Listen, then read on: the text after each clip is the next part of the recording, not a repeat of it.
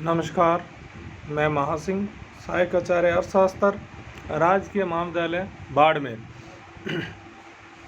तो आज अपने चर्चा करेंगे मुद्रा सर्जन की प्रक्रिया, मुद्रा गुणक तथा उच्च शक्ति मुद्रा।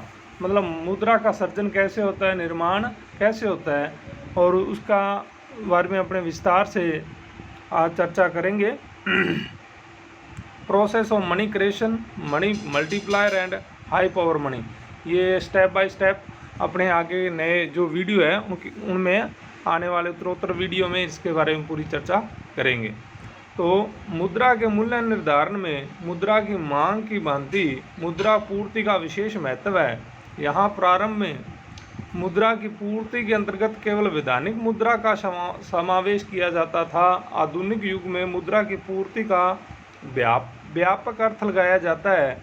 इस संदर्भ में मुद्रा की पूर्ति के विभिन्न स्वरूप, मुद्रा पूर्ति की प्रक्रिया, उसके निर्धारक तत्वों तथा बैंकों द्वारा साख निर्माण का संक्षिप्त विवरण आगे दिया जा रहा है। तो अपने जिस प्रकार से किसी भी, चाहे वस्तु ले लो चाहे सेवा ले लो, उसका मूल्य जो निर्धारण होता है उसकी मांग व पूर्ति की शक्तियों के द्वारा होता है। उसी प्रकार मुद्रा का जो मूल्य है या मुद्रा की वैल्यू है, उसका भी निर्धारण मुद्रा की मांग व मुद्रा की पूर्ति के द्वारा होता है। तो आज अपने मुद्रा की पूर्ति के बारे में विस्तार से इस वीडियो के माध्यम से चर्चा करने की कोशिश करेंगे।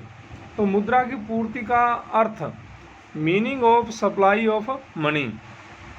मुद्रा की पूर्ति क्या है उसके बारे में अपने चर्चा करते हैं। साधारण बोलचाल में मुद्रा की पूर्ति का अभिप्राय किसी विशिष्ट समय पर उपलब्ध मुद्रा की कुल मात्रा से है। यहाँ परंपरागत अर्थशास्त्रियों में मिल तथा रिकार्डो मुद्रा की पूर्ति को वैधानिक मुद्रा की कुल उपलब्ध पूर्ति तथा उसकी चलन गति के गुणनफल के बराबर मानते थे। अर्थात मुद्रा की कुल पूर्ति बराबर M V, या M तो है उसकी पूर्ति जो एक टाइम में किसी भी देश में मुद्रा की कुल मात्रा है उसको M से डिनोट किया गया है, और V है इसकी चलन गति, वेलोसिटी। एक समय में मुद्रा की एक इकाई एक हाथ से दूसरे हाथ में कितने टाइम में जाती है। वेलोसिटी मतलब चलन गति, मुद्रा कितनी तेज एक हाथ से दूसरे हाथ में जाती है। तो क्लासिकल जो इकोनॉमिस्ट थे उन्होंने मुद्रा की पूर्ति में सिर्फ वैधानिक मुद्रा और उसकी चलन गति को शामिल किया है। आगे चल के इरविन फिशर ने इसमें साख मुद्रा तथा साख मुद्रा की चलन गति का भी समावेश कर लिया तथा बताया कि मुद्रा की पूर्ति बराबर हो जाएगा MV प्लस M-V-। तो इसमें क्या हो गया, जो इरविन फिशर था इसने वैधानिक मुद्रा और उसकी चलन गति के साथ साथ जो साख मुद्रा है, साख मुद्रा और उसकी चलन गति को भी इसके अंतर्गत शामिल किया है। यह विचार तथा विकसित होकर नए रूप में किंजियन विचारधारा के अनुसार मुद्रा की पूर्ति M1 बराबर क्या होगी, जनता के पास करेंसी व बैंकों में मांग जमाओं के जोग के बराबर होती है। मतलब यही आगे जो फिशर की विचारधारा आगे किंजियन विचारधारा बन गई। किंजियन के अनुसार इसको M1 से मुद्रा की पूर्ति को डिनोट किया है। उसने क्या किया, जनता के पास एक तो करेंसी प्लस में बैंकों में मांग जमाओं का जोग, इन दोनों को M1 के अंतर्गत मुद्रा की पूर्ति के अंतर्गत शामिल किया है। यह मुद्रा पूर्ति की संकुचित परिभाषा है, मतलब बहुत ही छोटी संकीर्ण परिभाषा है। आगे जाके इसमें और चीजें भी मुद्रा की पूर्ति में ऐड होती हैं। मुद्रा पूर्ति की व्यापक परिभाषा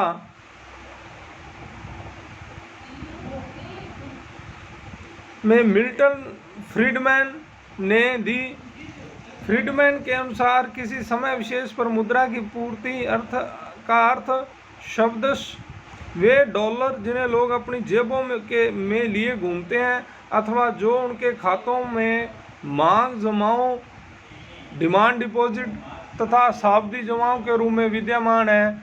इस प्रकार समीकरण के रूप में डिमांड डिपॉजिट वो होते हैं जो आप जाके बैंक में जब चाहो निकाल सकते हो, और सावधि टाइम डिपॉजिट वो होते हैं जो एक टाइम पीरियड के लिए 2 साल 3 साल के लिए आप जमा करते हो।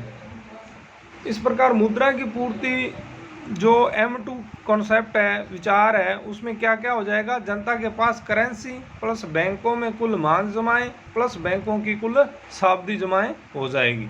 तो मनी सप्लाई M2 बराबर currency with public bank demand deposit plus bank time deposits.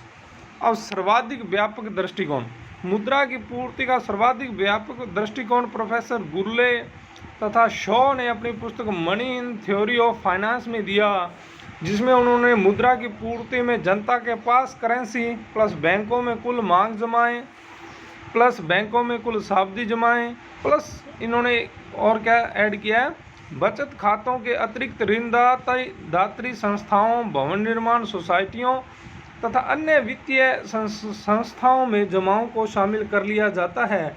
पर कई विद्वान इस परिभाषा को उपयुक्त नहीं मानते, क्योंकि अन्य गैर बैंकिंग संस्थाओं में जमाओं पर मौद्रिक अधिकारी का कोई प्रत्यक्ष प्रभाव नहीं पड़ता है।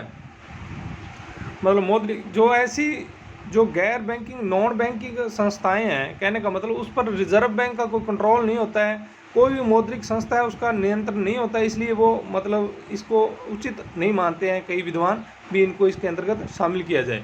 कहने का मतलब जो गुर्ले और शाह का दृष्टिकोण है वो काफ़ी व्यापक है। इन्होंने क्या है, ये नया क्या ऐड किया है, बचत खातों के अतिरिक्त ऋणदात्री संस्थाओं, भवन निर्माण सोसाइटियों तथा अन्य वित्तीय संस्थाओं में जमाओं को भी शामिल किया। मतलब ये काफ़ी व्यापक है। अब मौद्रिक नीति की दृष्टि से मुद्रा पूर्ति की वही अवधारणा उपयुक्त मानी जा सकती है जिस पर मौद्रिक अधिकारी का प्रत्यक्ष प्रभाव होता है। मौद्रिक अधिकारी मतलब कोई ऐसा, जैसे भारत में सेंट्रल बैंक है, रिजर्व बैंक है, वो सभी पर इन पर नियंत्रण रखता है।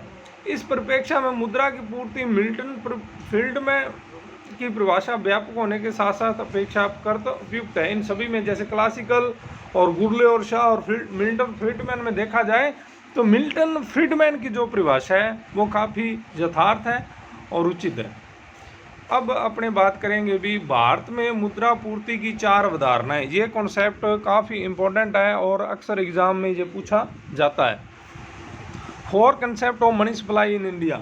भारत में मुद्रा की पूर्ति की निम्नलिखित 4 अवधारणाएं प्रचलित हैं और भारतीय रिजर्व बैंक भी इन्हीं के अनुसार मुद्रा पूर्ति के आंकड़े प्रकाशित करता है।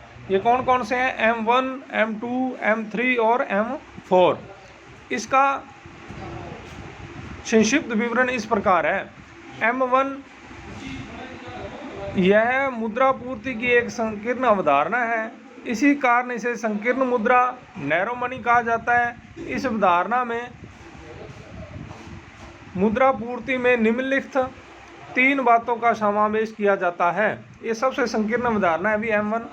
इसमें क्या क्या शामिल होता है? जनता के पास करेंसी नोट प्लस सिक्के, 2 नंबर बैंकों के पास मांग जमाएं,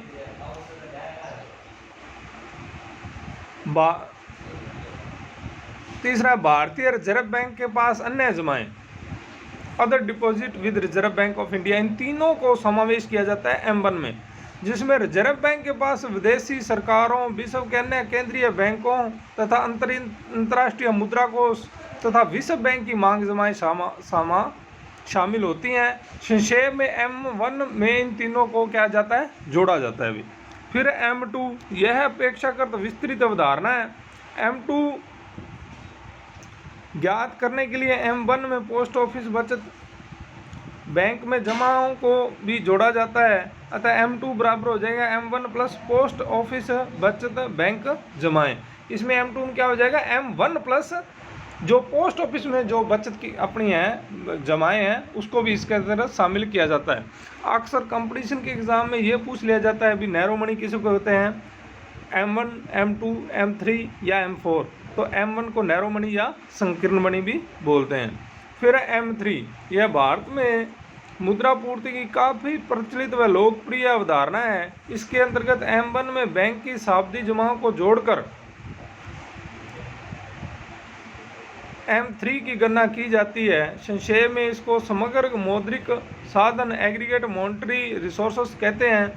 M3 में क्या हो जाएगा, 1 प्लस 2 प्लस 3 प्लस 4 बैंकों की सावधि जमाएं।